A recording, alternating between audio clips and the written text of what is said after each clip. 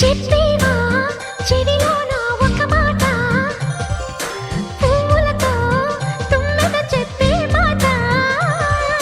నీ చిరునవ్వు సాక్షిగా తాజ్ మహల్ నాదట, నీ పెదవంచు సాక్షిగా షాజహాను నేనట. నీ తీయని ప్రేమకి నా పెదవే నజరానా, నీ బయటకి నేనిక బానిసనే నెరజానా.